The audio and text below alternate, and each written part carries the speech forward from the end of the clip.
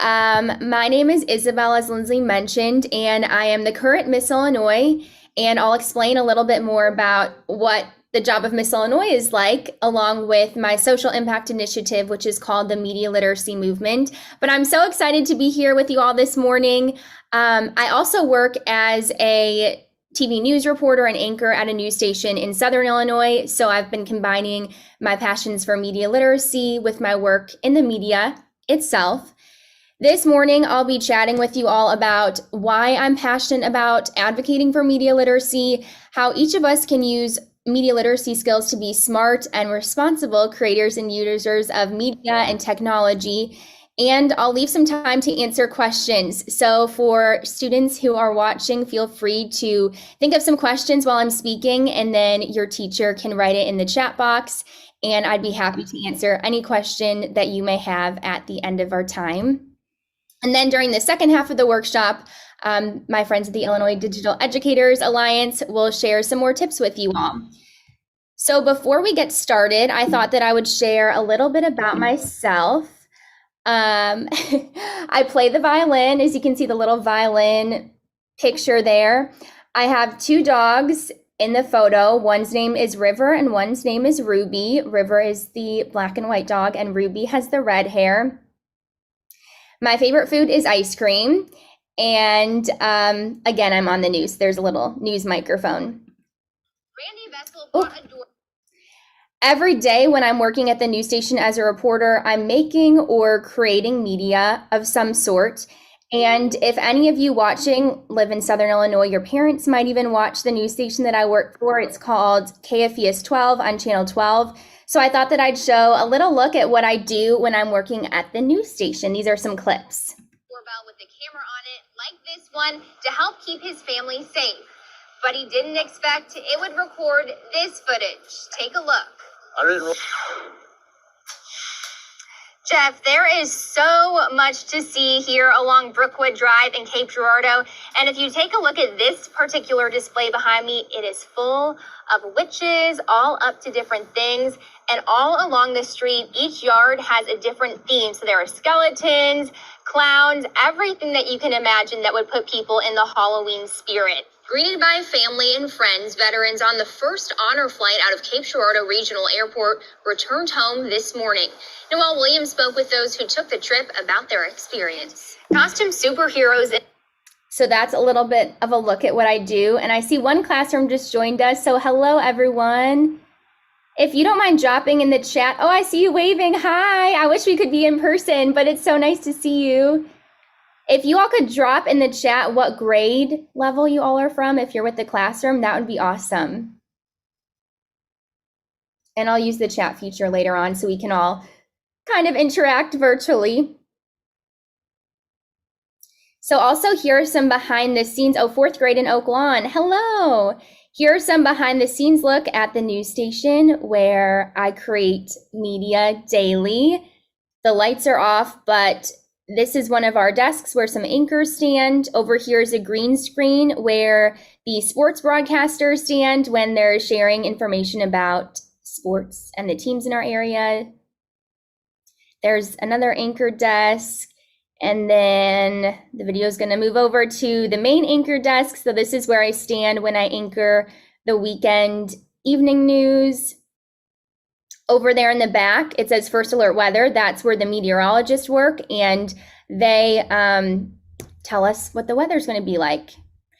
This is a teleprompter. There's screens with words on them. And I push what looks like a little gas pedal for the words to move along the screen. I'm going to show you that right now. And so when I push that down, the words move so I can read what I'm saying when I'm anchoring the news. And then there's one more green screen, and this is where the meteorologists or the people who forecast the weather, that's where they stand. And this is the control room. Lots of, oh, it's still loading. Lots of TV screens and computer screens. So I'm truly surrounded by lots of media every day. And this is where the people work who make sure that your commercials run on your TVs, that the news or the TV shows that you watch pop up on your television. They sit in the control room. So for my other job, when I'm not working at the news station, being Miss Illinois, I spend my year talking to students, like some of you, and I talk with them about media literacy and teaching media literacy skills. And I also meet with people who make and pass laws in Illinois to advocate for media literacy skills to be taught in classrooms like yours. So I just used the word advocate. And if this word is new to you, to some of the students who are watching, I'm an advocate for media literacy education. So when you're an advocate for something, you support it and you speak out about a cause that you're passionate about and that you care about. So for example, if you feel like the playground in the town you live in is maybe always dirty and has trash laying around, you could go out and meet with the people who help care for the outdoor spaces in your town and ask them if they can clean up the playground so more kids have a safe space to play. You could also go and pick up trash yourself. And if you do these things because you're passionate about having a safe and clean space for other kids like you all, you're an advocate for that safe and clean space for kids to play outside. And that's just one example of many different things that you can advocate for. When I competed for the job of Miss Illinois, and I have my crown, which it's more fun to see in person, but this is what I wear sometimes when I'm out and about. And then this is my sash. So I'll wear this across my chest.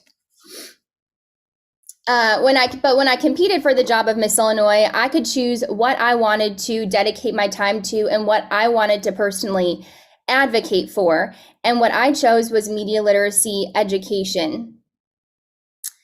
To kind of simplify media literacy education in just a few words, it's learning how to be smart, safe, responsible, and respectful users and creators of media. So whether that's on Snapchat or TikTok or Instagram, Facebook, whatever digital media you might use. For example, every state title holder, so I'm Miss Illinois, but there's, Miss Tennessee, Miss New York, every state title holder picks a different cause that they're passionate about that they want to advocate for. So for example, my friend Miss Tennessee, she talks to students about the importance of voting. Miss Georgia is passionate about making sure students have books to read at home and promotes literacy. And Miss Arizona is passionate about encouraging people to volunteer in their community. So we're all advocates for different causes that we're passionate about and that are near and dear to our hearts. To give you some background on why I chose to advocate for media literacy education, I was thinking about you all. I was thinking about students just like you. When I was your age, social media really wasn't popular. I remember begging my parents to let me get a Facebook account. That was the big cool thing. I know TikTok's the cool thing now, but Facebook was the cool thing when I was in school. And I begged my parents to let me get a Facebook account after I graduated 8th grade. At that time, again, Instagram, Snapchat, TikTok, they didn't exist or they weren't really known of. And YouTube also wasn't popular, if I remember correctly.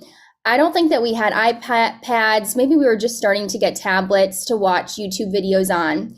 So when I think of all of you, 2nd, 4th graders, 8th graders, even high school students, I want you to have safe and positive experiences when you're using digital media and social media.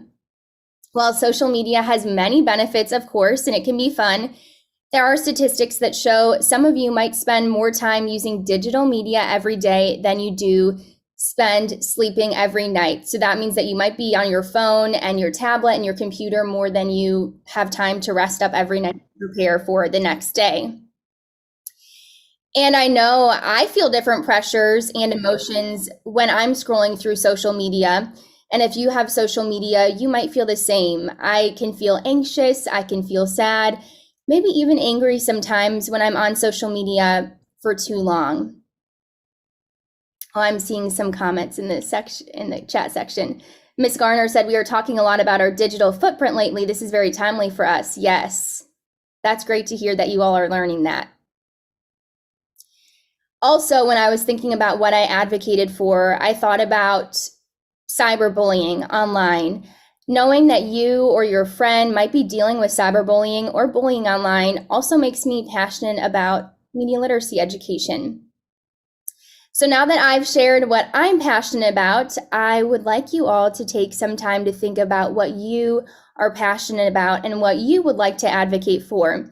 Maybe you're passionate about talking to people about how to be a good friend and not bully, or maybe you're passionate about being kind to our environment. Maybe you're passionate about raising money for an organization that helps children who might be sick in the hospital for a long time. So if you could share your answer with your teacher, and then it can be put in the chat, and I'll share them with everyone too, about what you would advocate for and what you're passionate about, excuse me. I see someone commented, what are some things you advocate for?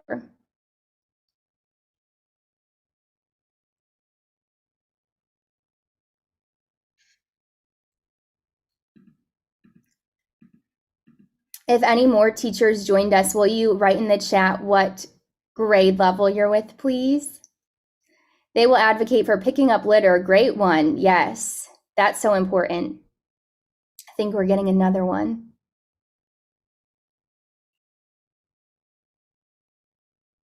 Oh, we have a high school class joining us, financial literacy. Hello to that class. Making the environment more safe, definitely.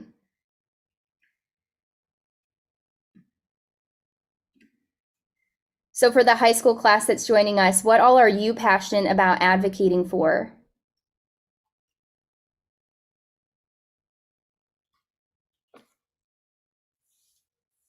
I can see you all raising your hands in Miss Garner's class.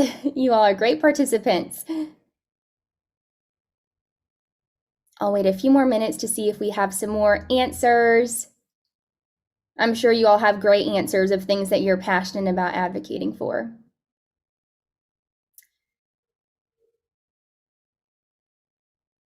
So Mrs. Bingham's class is concerned about art theft, environment, movies and theaters versus online. That's great. Advocating for student internet safety at home. Awesome. Thank you all for participating. Those are all great answers, and it's so awesome to hear what you're passionate about, and you truly can make a difference by being an advocate for all of those things. So as I just mentioned, we did that. We talked about that already. One of the best parts about being an advocate is that you can truly make change for the better. For example, when I teach other students like you all media literacy skills, I'm trying to help them learn how to be smart and responsible and kind when they're using media. I mentioned Miss Tennessee before, and that she's an advocate for voting, and she makes powerful change by registering people to vote, so more people vote and make their voices heard. Say you want to be an advocate for kindness, you could make change by starting a club in your school that spreads kindness to other students. Or if you want to be an advocate for kids in hospitals, you can collect new toys and games for them and drop them off at the hospital, or raise money for them to help them pay for their treatment in the hospital. You all have so much power within yourself to make positive change. And when I was your age, I don't think that I learned what it meant to be an advocate or how I could advocate for something. So it's so great that you all are interested in learning how to advocate. Oh, I see some people waving. What class are you from? I can't see who the user is, but hello. Thanks for joining.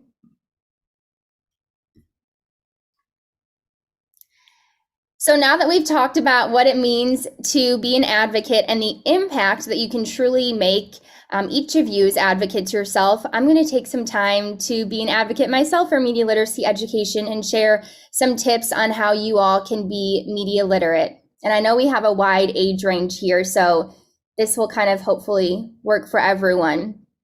So one of the basic parts of media literacy is learning how to be critical thinkers and asking questions about your consumption and your usage of media. So there are 4 main questions that I like to ask myself and that I like to share with other students. The first one is what? What media am I consuming or creating? And if you've learned media literacy in some of your classes, you might have already heard this. So if so, then it's just a refresher, I guess. But what media am I consuming or creating? What platforms am I using? For example, TikTok, YouTube, Instagram. What device am I using? A tablet, iPhone, etc. The second question is when. What time of day am I using this media? What day of the week? And what else is happening while I'm consuming this media? So is it when you're with your family and friends at the dinner table, or is it just when you're by yourself in your room? What else is happening at the time that you're consuming that media? The next question is how much? How much media are you consuming? For how long are you consuming it? And how often are you consuming it? And the last but most important question, I feel, is how does it make you feel?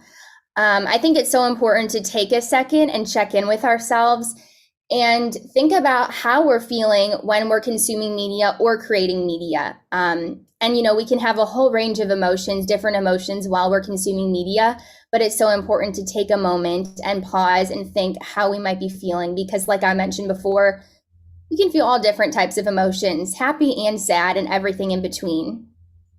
So I have a handful of different situations, and if you all could share your answer with your teacher, and then your teacher can write your answer in the chat about how the situation would make you feel. So here's the first one, and these are using some of the questions that we just talked about. The first situation is, I watched YouTube cat videos on my mom's iPhone when?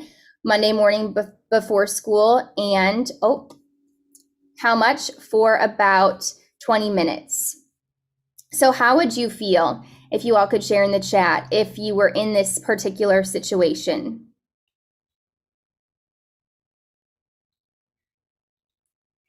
I see all your raised hands.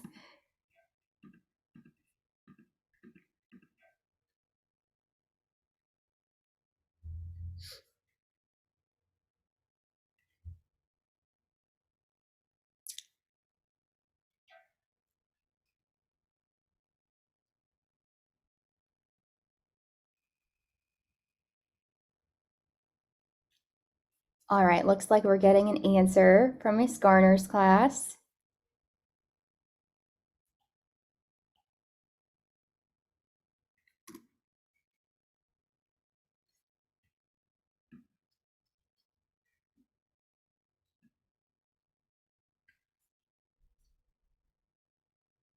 Not feeling great because it's only 20 minutes. I know, it's fun to spend more time than 20 minutes on social media, that's for sure. But it's also good to use social media in moderation. So I think that 20 minutes can sometimes be the perfect amount of time. Entertained, yes, definitely. Cat videos can be funny and entertaining. I think this would make me feel happy. Maybe you have a little bit of extra time looking for new content. Maybe you have a little bit of extra time before school and you're ready to go, so you just spend some time watching some fun videos before you get out the door. Okay, here's another situation. So the what question, I played an online game, perhaps Fortnite or any game that you love, on my parents' computer when on Saturday, pretty much all day. How much? Probably about 6 hours. So the last question, how would this make you feel? I see some more hands raised.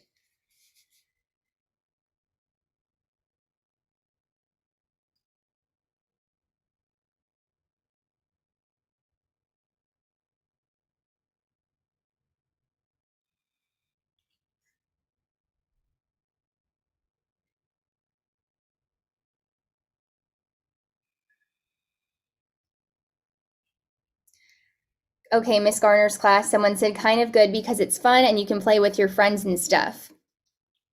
Yes, it would be fun to play with your friends.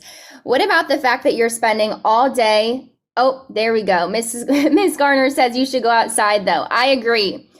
Again, spending Saturday all day long, I think sometimes I can get lost scrolling on social media, or you can spend hours and hours and you kind of lose track of the time when you're playing a game. But sometimes it's good to take a minute and check with yourself, ask yourself these questions, and really be honest with yourself and say, should I go spend some time outside with my friends or spend some time with my family? Maybe it's good to just put media down for a little bit and do something different. Okay, and one more situation. So the question, what? I talked to my grandma on FaceTime on my dad's iPhone when? Tuesday evening, right before dinner, and how much for about 10 minutes? How would you feel in this situation? Oh, and I see Miss Bingham's class responded and said to the last situation, if we had nothing else to do, we would waste the day. We could waste the day. Can I have Devon speak? Oh, yeah. Hi. Okay, go ahead, Devon. I feel good talking to my grandma. Perfect. Great answer. Yes, definitely. Maybe you don't live near your grandma, so it's nice to see her and catch up with her. Thank you. 10 minutes is a blessing, definitely. Anytime, sometimes to talk with loved ones that we don't see often is really special. All right. And when we take questions at the end, you all can come up and ask them and talk. That'll be fun. I love being able to see your faces a little closer and hear you. Okay. So as you all mentioned, we can have different feelings when we're using social media, and that's why it's so important to find media balance. So if you feel like you've been on your tablet or your phone or your computer for too long, maybe you're getting tired, it's a good idea, as I mentioned, to spend some time outside with your friends or hang out with your siblings. But sometimes we need to take some time away from it. And when you ask yourselves those questions, what, when, how much, and how does it make me feel, you're able to have that check-in with yourself and see if it's time to take a break. I know, like I kind of mentioned before, when I'm scrolling through TikTok, I'll look at the time and I'll say, okay, maybe it's 1:45 in the afternoon. I'll tell myself I have a lot to do today. I'm going to give myself 15 minutes until 2 p.m. to scroll on TikTok. And so I'll give myself that time check. And then once it hits 2 p.m., I'll be able to put my phone down and then continue on with all my chores or things that I have to do for the day. But kind of giving myself that time, you have 15 more minutes, helps me not get lost in scrolling for hours on end, because it's easy to just get lost on social media for hours. So now we're going to switch to a more serious topic that has to do with media, and that is cyberbullying. So using digital devices, websites, and apps to intimidate, harm, or upset someone. As I mentioned earlier, when I was your age, I didn't use social media, so I don't remember cyberbullying, but I do remember my first experience with bullying, and I thought that I would share that because maybe you've been in a similar situation or heard of a friend who's been in a similar situation.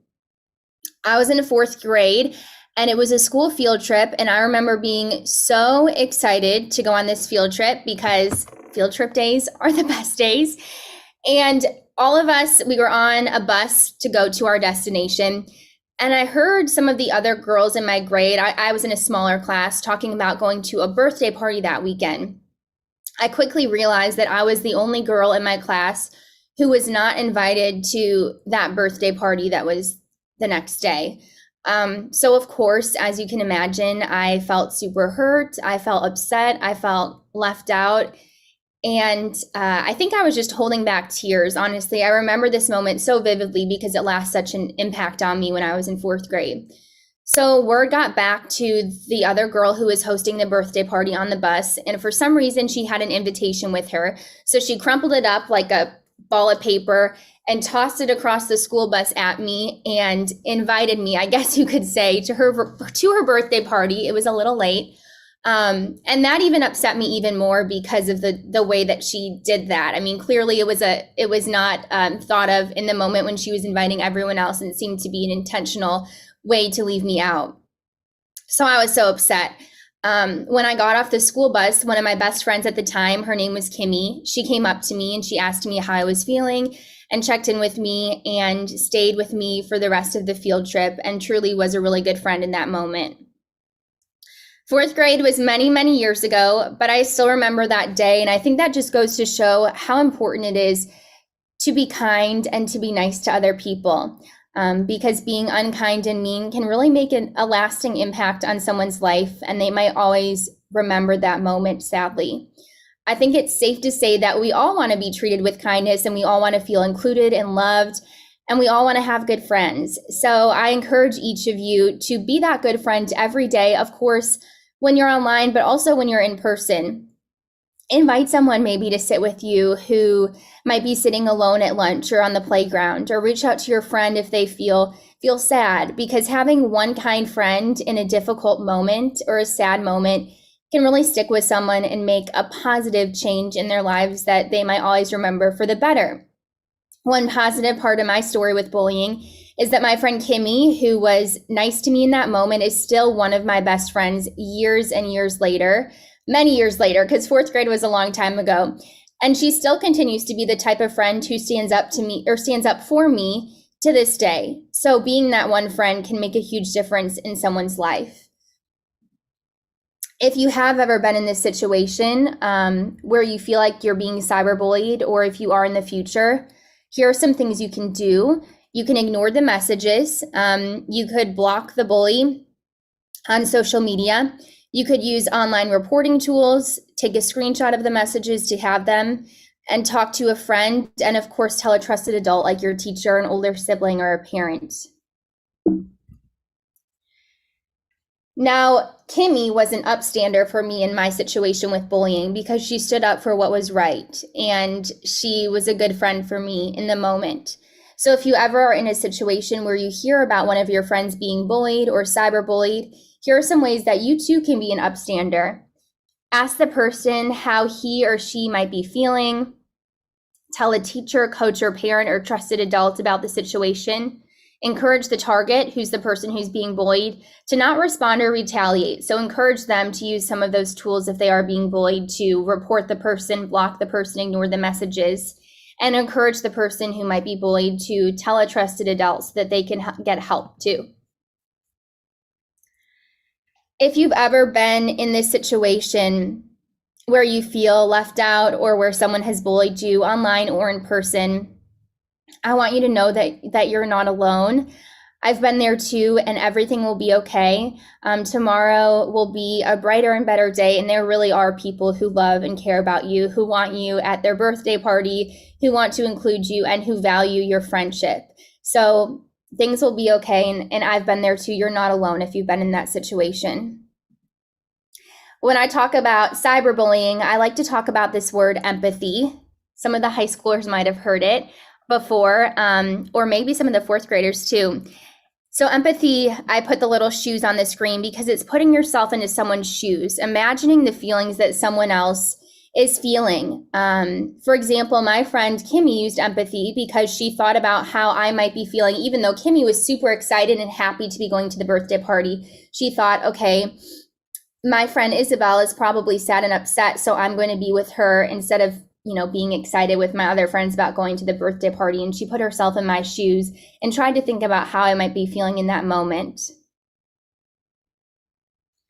I think it's also important to be kind to ourselves. I know growing up with social media, I'm sure it's hard. I know that I'm older than you all, and I still feel pressure when I'm online, whether it's pressure to look a certain way, to have certain clothing, to go on a certain adventure and have all these really cool vacations to cool places, and so much more when I see different posts on Instagram or TikTok. And even sometimes I still feel like I'm not good enough, or not smart enough, not pretty enough, or not worthy enough when I'm scrolling through TikTok and Instagram, because it's easy to compare ourselves to other people that we see in other situations that we see. But you are all beautiful and kind and smart and worthy in your own way, and you all have such a bright future ahead of you. You don't have to look like someone or dress like someone or act like someone to be loved or celebrated or worthy. So before we answer some questions, I just want to let you all know one more time that I hope you know that you can make a difference in your school and in your neighborhood and in this world. You all have powerful voices and ideas, as some of you shared earlier. And when you choose to advocate for something you're passionate about and be kind, you can make a positive change in your community and make this world a better place. You all truly have the power to do that. And I know that you all are going to make such a positive impact in your communities by being advocates and standing up for what you believe in and for what's right. So thank you all for being such great listeners and for participating, even virtually. I'm so glad that we could share this time together, and it was great to hear about what you're passionate about advocating for. So does anyone have any questions? Feel free to just shout them out and come up to the camera if you're in the classroom. They can be questions about media literacy, advocating, Miss Illinois, whatever, or my news life. How long have you been doing this? Being Miss Illinois or talking about media literacy? Media literacy. For about 2 years. So honestly, I didn't know much about media literacy until I thought about how much we were on social media during the pandemic. So when some of you might have been home from school or learning virtually, I realized how much of an impact that it makes on your life. And that's when I really looked more into media literacy and what we could learn while we're in school about it. So not too long, which just goes to show you can make a difference in a short amount of time once you put your mind to it. Okay. Thanks for asking your question. How long have you been in Miss Illinois? So almost 1 year. In June, that will be 1 year, and it only lasts for 1 year. So in June, I will pass the job on to the next person. Okay. Thank you. Nice to meet you. I have a quick question about that. Will you continue working with students with media literacy? Yes, definitely. I would love to. It's one of my favorite parts of being Miss Illinois, especially when we're in person. So maybe one day I can come to your classroom. That'd be fun. Hi. How did you become a news worker? I became a news reporter in 2018, so about 4 years ago. I studied journalism in college, and then I decided to work in the news industry. I want to be a news reporter too when I grow up. Oh, that's awesome. I love to hear that. That's so exciting. You can do it. I believe in you. Thanks. I'll have to look out for you one day on the TV. That's so cool. Thanks for your question. Okay, come Hi. If they look a little different, it's because today's Inside Out Day. Oh, that's fun. Hi, what's your question? Okay, so like how much people is there like a lot of people working? Like is it like a really hard work At For which job? at the studio? Oh, at the news station, yes, a lot of people working. We have a huge office space with a ton of desks, and there are a lot of people behind the scenes doing a lot of work. So it's a huge group and team effort, definitely. Good question. Why did you want to become a news reporter? So why I first wanted to become a news reporter is because I loved writing. I really loved all of my English classes when I was in school and your age.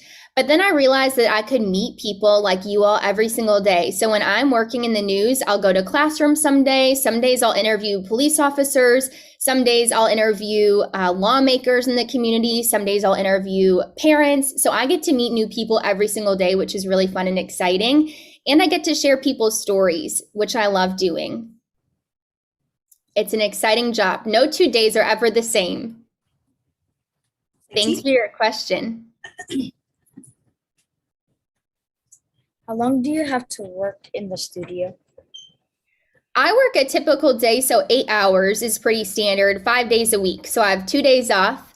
And typically I'm live on the 6 p.m. news. So I'll go into work in the morning and I'll share my story ideas with my boss, and he'll help me decide what my story is going to be for the day. Then I'll interview people, I'll write the story, I'll take some video footage on a video camera and use that for the story, and then I'll present it live on the news at 6 p.m. So it's a full packed day, but just a standard 8-hour work day. Thanks for your question. These are great. What station do you work at? It's called KFVS 12, and it's in Southern Illinois. We actually cover 4 states where all of the states touch. So Southern Illinois, Missouri, Kentucky, and a little bit of Tennessee. Kind of all the edges of the states meet together. We cover a big area. Thanks for your question. Hi. Hi. My question is, can you be Miss Illinois again? Or I is it just can't. once? I can't. It's one time. But I do get asked this a lot. Can I keep the crown? Yes, I get to keep the crown, so that's nice. But just one time. 1 year, one time. Good question.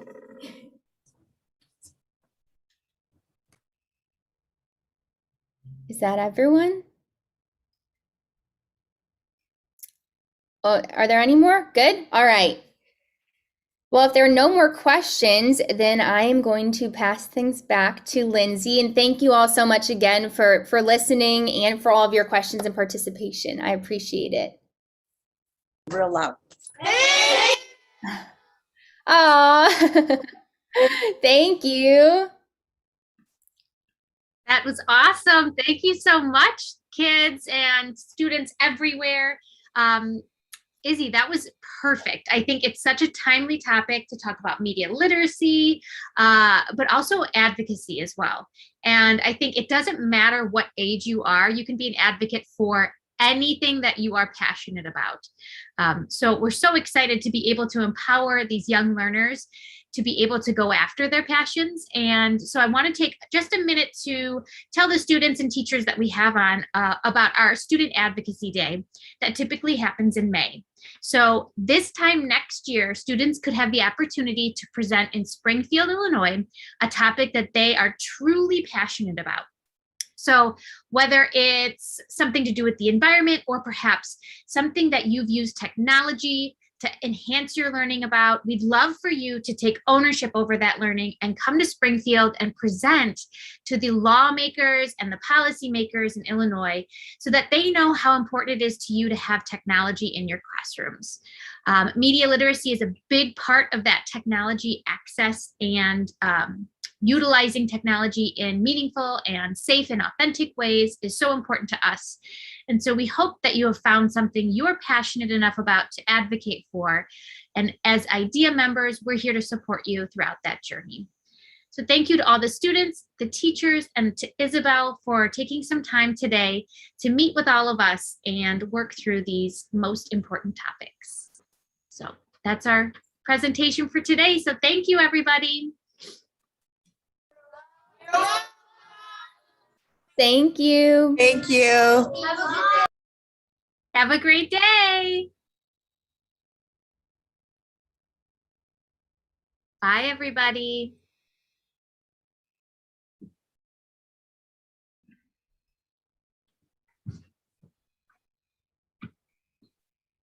Thank you so much, Isabel. That was amazing. Oh, thanks. I left you more time. Sorry, I didn't know if I should cut it shorter with our issues, but No, nope, that was perfect. That was Okay. absolutely perfect. All right. And the team and I were just talking about how impressed we were with the way that you engage with students, because a lot of times with presenters, it's not as interactive and it's not like you just did a really great job making it authentic for them, but also bringing them into the conversation, which is so important. So thank you for creating that presentation and taking the time to work with the students. Yeah, I really appreciate you saying that. I was thinking that myself. I'm like, it's so much easier in person. First of all, it takes up so much more time because they all are participating and answering questions. But I tried. I thought, what could I do over Zoom? So we're learning. Thank you. No, it was great.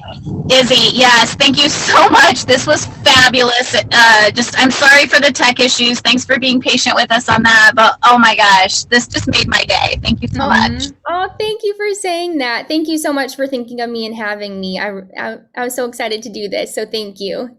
Well, we hope that we'll be able to collaborate with you in the future, well past June, well past every, the Miss Illinois title I know you're handing off, but we'd still love to work with you because we do believe in your message. So thank you. I believe in yours too. So thank you so much. I hope you have a good day. Thank you. You as well. Bye.